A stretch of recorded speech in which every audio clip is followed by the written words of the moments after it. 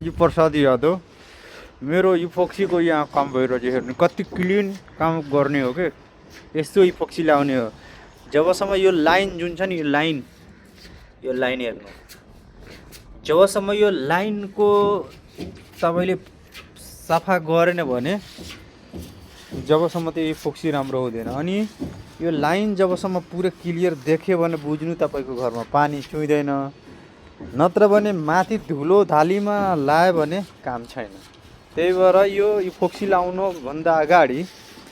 त्यो मजाले एक दिनभरि लाएर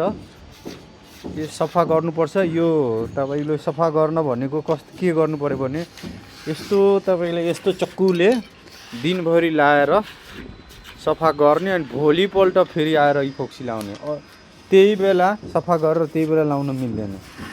अनि मास्टर चाहियो यस्तो लाउनलाई यो कालो टोपी हो यस्तो यिनीहरूले यही काम मात्र गर्छ अरू काम आउँदैन त्यही भएर हेर्नु कति क्लिन काम छ इपोक्सी लाउनलाई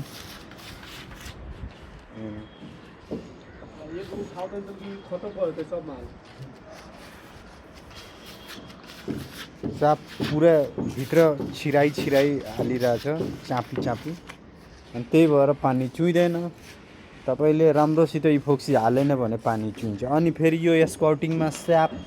यो स्कर्टिङ भनेको कुनै ठाउँमा स्कर्टिङ लाउँदाखेरि जति तलको ग्याप त्यो देखियो त्यति स्कर्टिङमा पनि ग्याप देख्नु पर्यो त्यो एक पेसल माथि उठाएर टायल हाल्नु पर्यो हेर्नु यो लाइन त्यसपछि पानी चुइदैन अनि त्यसपछि यो